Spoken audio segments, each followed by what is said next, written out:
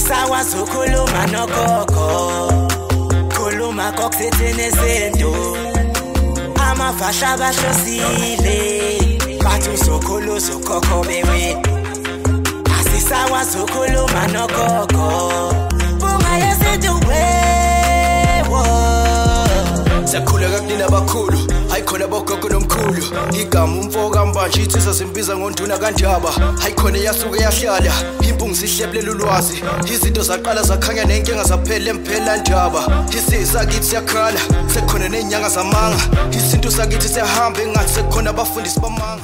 Nina bodlungwane kandaba, udlungwane lombelebele olwadlunga emanxulumeni kwaze kwasa amanxulume sibekelana. Nina bakanodumo ehlezi kamenzi ngeyimpunga yesintu. Ngiyakhuleka umhlaba wonke. Nasendaweni zonke nje la kuhamba kufinyelele khona lomfanekiso oqoshiwe. Uma kuwukuthi umusha kule channel, ibizo lami ngumlekeleli umfoka mbanjwa. Ngumshana wakofuze fulele omashiya mahle sengathi azoshumayela. Umzukulu kaMdumo igaba elimabanga likaThumbula Tshatatsha uTshatatsha kaPheshe, uPheshe kaMaguyane, uMaguyane kaVaphi, uVaphi kaNokhonjo. Mina ke insizwa zingibiza ngonduna kandaba untombi ziyamncumela, insizwa ziyamkhomba, isinane esincane saphuma ehlathini ekseni ngovivi sazivuthulula ngoba sigcela amabede. Ngikholo elikholwa ngenhliziyo engalibhana kancane esontweni ugxamgxama umsathe enkakane lakha lathi ngihamba ngithese lo sitha lathi ngahamba. Ngumjabulelo kumamatheka komkakhe ngoba njalo memamatheka kuthi faca. Umuntu wentombi ezithi zingawubuka kuhluma isihlahla sothando ngaphakathi enhlizweni ixega isimilo maqede sikhohla amasokazi. Nginkunze ekhonye ishaya ishoba zibhongele phansi edla nazo maqede zihlaba isinyembezi. Idla nazo kodwa ziyayihlaba. Uhlala kuyintokozo-ke kumina mbukelo wempunga yesintu ukuthi ngifike kwi-channel ethu enkulu, impunga yesintu TV.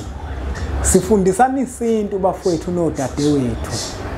Sichushisane, sikhumbuzisane indlela eyayikade ihamba okhokho bethu. Ukuthi okhokho bethu ikuphi laba behamba khona.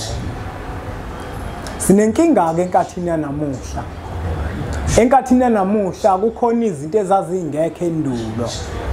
Enkathini yanamuhla kukhona izinkolo. Enkathini yanamuhla kukhona amasonto afika azosonta imiqondo yabantu. Abasusa esintwini. Abasusa entweni ekuyiyona inkolo eyayidaliwe umkhulu omkhulu. Amasonto abantu afike abadunga imiqondo. Angikhulumi ngokuthi mhlambe liphi isonto, wonke amasonto anobuhle abe nobubi wonke. Ngoba into eyenzakalayo emasontweni, abantu abamisiwe ngaphambili ababafundisi babuye bafundisa amanga kakhulu.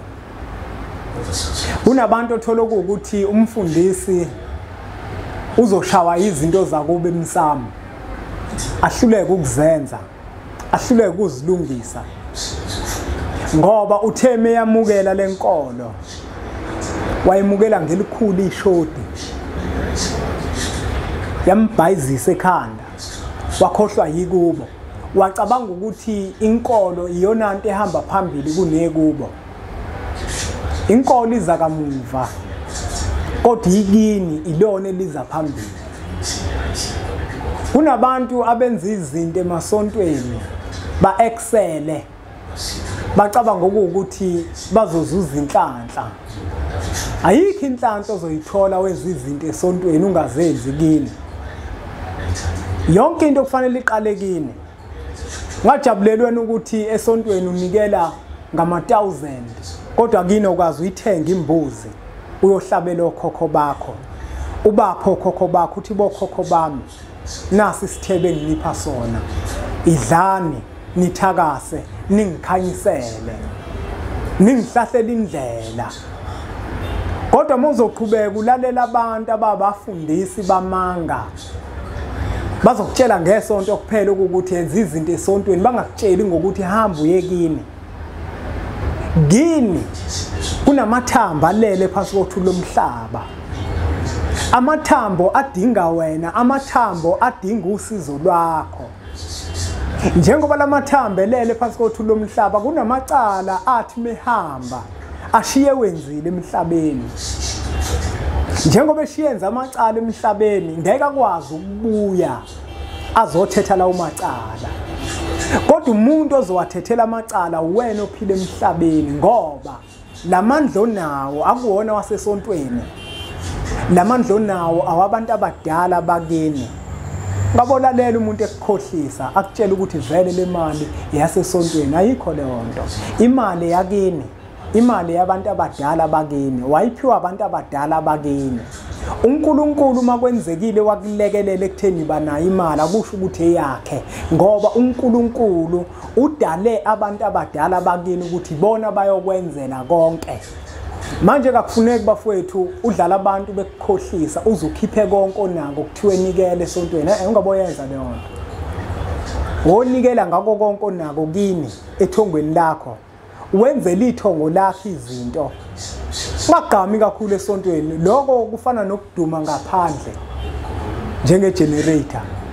Izinto zenziwe ekhaya. Izinto ziphelela uma zenziwe ekhaya. Manje abantu abaningi emasontweni abayitshelwa leyo nto. Batshelwa manga ukuthi abantu abanikele emasontweni. Kunabantu abanikela ngo10% emholweni yabo emasontweni. Kodwa abazali babo emakhaya bakhale izinyembezi zendlala. Bakhale izinyembezi zendlala. Izinto emakhaya emakuba bazenzi. Abanye abazali babo bahlala ezindlini ezivuzayo, ezindlini ezidilikayo. Kodwa umuntu esontweni unikela ngo10% njalo ngenyanga. Leyo nto yofika ikubophe ngale kwelamathongo. La kufanele unikele khona, kufuna unikele umsamo wakini. Wenza izinto ekhaya kini. Bathatha imali yakho yonke. Hamba uyifake esontweni ngoba naku ucabanga ukuthi mhlambe ngokunikela kwakho kakhulu usuyikholo elikhulu. Ayikho leyo nto. Ukuze ube yikholo elikhulu inhliziyo yakhe kufanele ukuthi usibonise ngayo.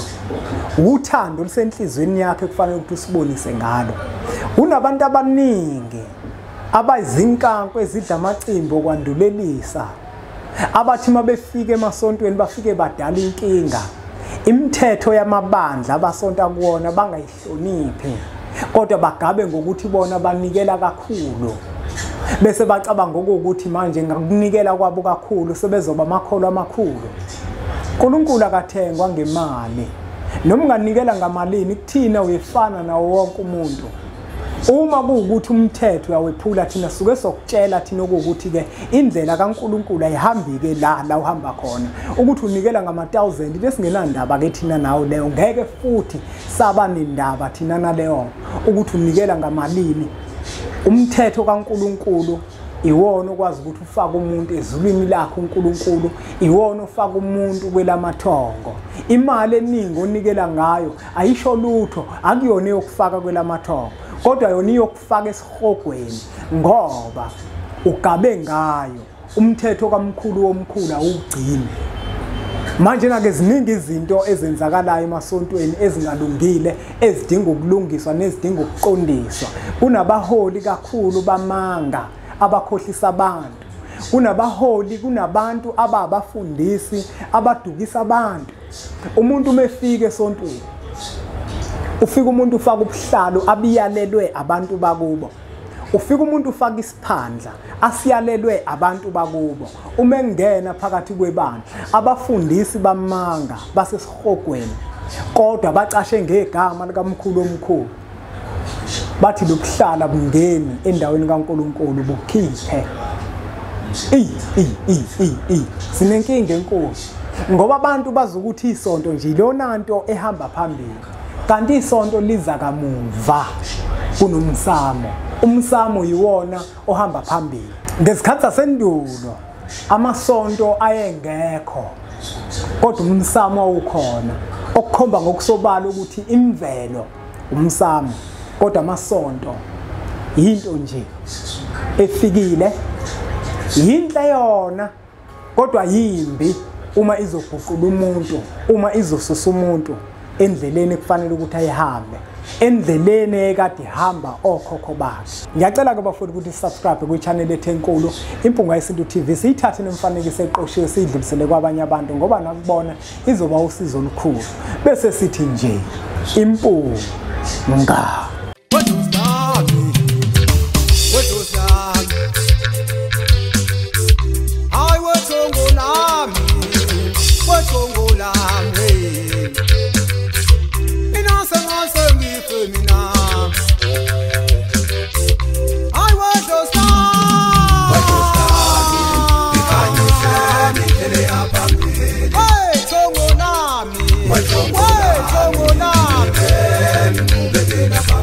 Inase ngase ngife